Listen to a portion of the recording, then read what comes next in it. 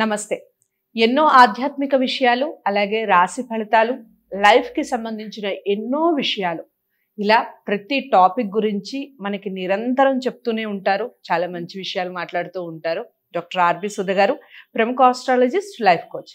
ఈరోజు రాముని చరిత్ర అసలు మనకి ఏ విధంగా ఆదర్శం, మనం జీవితంలో ఏం నేర్చుకోవాలి రాముని చూసి, రాముని చరిత్రని విని, ఈ విషయాల గురించి మాట్లాడుతూనే మన జీవితాన్ని ఎలా అన్వయించుకోవాలి రామాయణంతో, ఈ విషయాలన్నీ మాట్లాడే ప్రయత్నం చేద్దాం. ఓ సిరీస్లా చేస్తాను. తప్పకుండా ప్రతి వీడియోని ఫస్ట్ నుంచి లాస్ట్ వరకు వాచ్ చేసే ప్రయత్నం చేయండి. మీకు ఏమైనా డౌట్స్ ఉంటే తప్పకుండా కామెంట్ బాక్స్లో తెలియచేయండి. లేదా డాక్టర్ ఆర్‌బి సుధ గారిని మీరు కలవాలి అనుకుంటే స్క్రీన్ మీద కనపడే నెంబర్కి కాల్ చేయాల్సి ఉంటుంది. నమస్తే మేడం. నమస్కారం. ముందుగా మీకు శ్రీరామనవమి శుభాకాంక్షలు. అందరికీ శ్రీరామనవమి. అండ్ మనం ఉగాది తర్వాత ఇదే కలవడం కాబట్టి ఉగాది శుభాకాంక్షలు కూడా అందరికీ, అలాగే ప్రేక్షకులందరికీ కూడాను, మీకు కూడా. ఓకే, మొట్టమొదటి ప్రశ్నే, మనం ఎప్పుడు మీరు లైఫ్ కి సంబంధించిన చాలా విషయాలు మనం లైవ్ లో మాట్లాడున్నాం, మామూలుగా కూడా మాట్లాడారు. కాకపోతే రాముడు అనగానే ఆదర్శప్రాయుడు అని మాట్లాడుకుంటాం, పురుషోత్తముడు అని. ఎందుకు పురుషోత్తముడు అయ్యాడు, అలాగే మనం ఏం నేర్చుకోవచ్చు రాముడి చరిత్ర నుంచి చెప్పండి. అసలు రామాయణం గురించి మాట్లాడాలంటే ఎన్నో ఎపిసోడ్స్ చేయొచ్చు మనం. పురుషోత్తముడు అంటే అసలు ఏంటి? పురుషులందరూ అంటే హ్యూమన్ బీయింగ్స్ అందరూ పురుషులు అంటాం మనం. మ్యాన్ కైండ్ అనుకుందాం. దాంట్లో అందరికన్నా ఉత్తమైన వాడు అని అర్థం కదా. ఉత్తమం అంటే ఏంటి? ఫస్ట్ అంటే ఏంటి? ఆయన లైఫ్ని ఎలా చూసుకున్నాడు, ఎలా ఆ లైఫ్ని ఆయన లీడ్ చేశాడు అనడానికి నిదర్శనం రామాయణం అనేది. సో రామాయణం నుంచి చాలా నేర్చుకోవచ్చు మనం. అందుకనే ఆదర్శప్రాయం అయింది యాక్చువల్గాను. మనం ముందు నుంచి చూసుకున్నాము అంటే, ఫస్ట్ చైల్డ్ బర్త్ నుంచి చూసుకున్నాము అంటే కూడాను, ఫస్ట్ అటాచ్మెంట్ టు పేరెంట్స్. ఈ కాలంలో ఎవరికి ఉంది? అది చాలా తక్కువ మందికి ఉంది. అందరూ ఏమనుకుంటారు, సరే తల్లిదండ్రులు చెప్పారు, కానీ ఎవరికి అర్థం కానిది ఏంటంటే వాళ్ళకి ఎక్స్పీరియన్స్ ఉంది కనుక చెప్తున్నారు. వాళ్ళ ఎక్స్పీరియన్స్ బట్టి మనకి చెప్తున్నారు. మనం తీసుకోము అనేది పక్కన పెడదాం. కాసేపు ఎదురు తిరగకూడదు కదా, నువ్వేంటి నాకు చెప్పేది అంటే. పెద్దల పట్ల గౌరవం కూడా లేదు ఈ కాలంలో. మనం చాలా వరకు చూస్తున్నాం. ఇదే స్కూళ్ళకి పంపించి ఇంత డబ్బు కట్టి స్కూళ్ళకి పంపిస్తున్నారు పిల్లలందరినీ. ఏం నేర్పుతున్నారు అక్కడ? ఫస్ట్ రెస్పెక్ట్ ఉండాలి. అంటే మనం ఎప్పుడు రెస్పెక్ట్ చేసుకుంటాం, మన ఎదుటి వాళ్ళని కూడా రెస్పెక్ట్ చేస్తాం. ఇంతే సింపుల్. మన లా ఆఫ్ అట్రాక్షన్ గురించి మాట్లాడాలంటే, లైక్ అట్రాక్ట్ లైక్ అనేది అందుకనే చెప్తూ ఉంటాం. అంటే ఏంటంటే మనలో ఏముందో అదే మనకి కనిపిస్తుంది యువతల వాళ్ళు. అంతే కదా. ఇప్పుడు తల్లిదండ్రుల మాట వినాలి అంటే కంటిన్యూస్గా నీకు ఎదురు తిరిగినా కూడా వినాలి, అంటే నీకు అతీతంగా చెప్పినా కూడా వినాలని నేను అంటలే. వాళ్ళు చెప్పినప్పుడు ఎందుకు చెప్తున్నారు అనేది ఆలోచించాలి.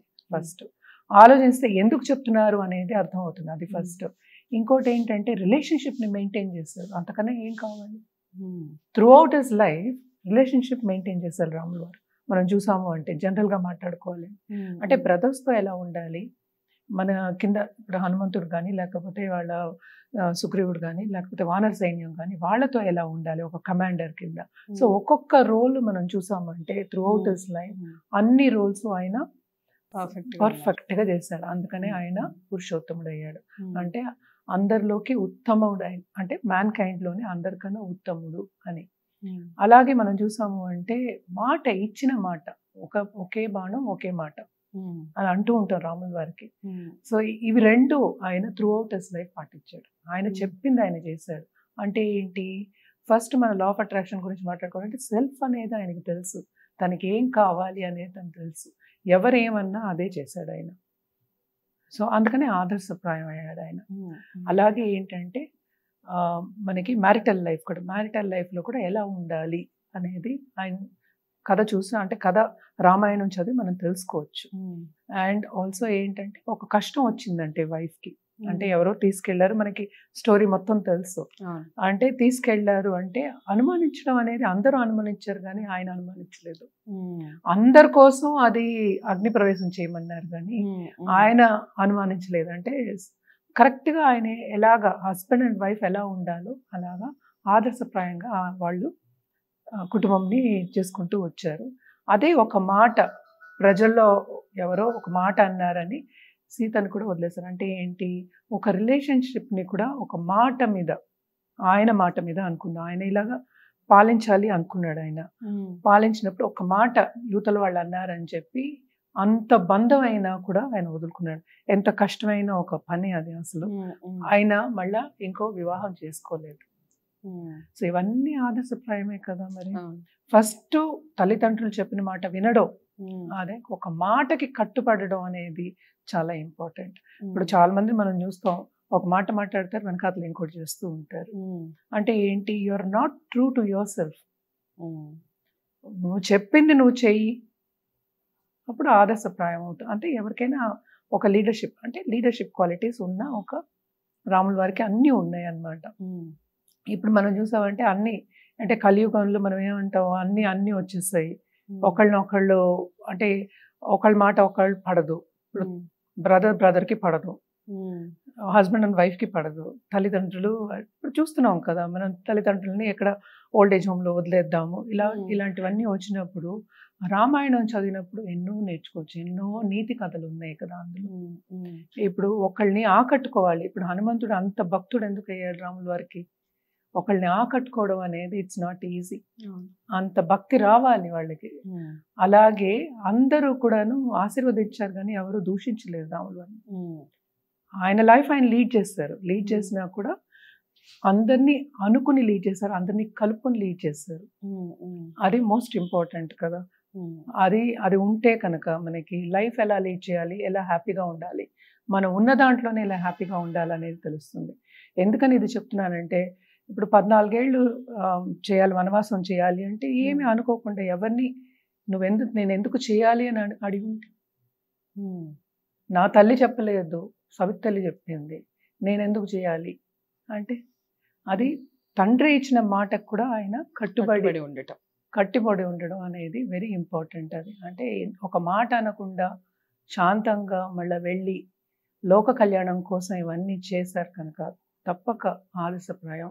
ఎన్నో నీతి కథలు చెప్పచ్చు మనకి. మనం సిలబస్ యాక్చువల్గా పెట్టాలి అని ఎప్పుడు అంటూ ఉంటాను అనమాట.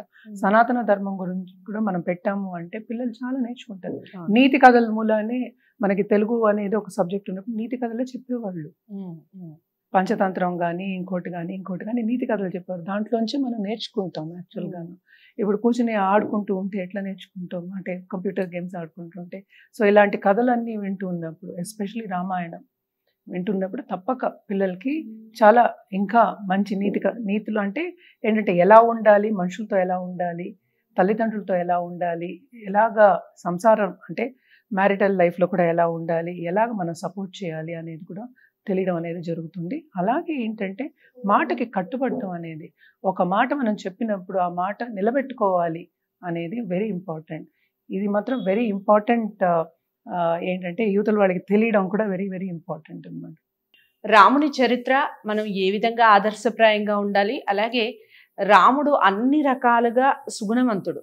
అంటే ఒక భర్తగా, ఒక అన్నగా, ఒక కొడుకుగా, అంటే రాజ్యాన్ని పాలించే రాజుగా, ఇలా ఏ రంగంలో తీసుకున్నా, దేన్ని తీసుకున్నా ఆయన్ని ఆదర్శంగా తీసుకోవచ్చు. ఈ విషయాలు మన నేటి సమాజానికి అన్వయిస్తూ లా ఆఫ్ అట్రాక్షన్ ద్వారా అసలు ఏమేం కోల్పోతున్నాం, ఏది పొందాలి అన్న విషయాన్ని చాలా చక్కగా వివరించారు డాక్టర్ ఆర్బి సుధ గారు. మీరు ఇంకా ఏమైనా డౌట్స్ ఉంటే తప్పకుండా స్క్రీన్ మీద కనపడే నెంబర్కి కాల్ చేయండి. మేడం మీతో మాట్లాడటం జరుగుతుంది. ఈ విషయాన్ని అందరికీ చేరువ చేయండి, లైక్ చేసి అలాగే ఛానల్ని సబ్స్క్రైబ్ చేసుకోండి. నమస్తే.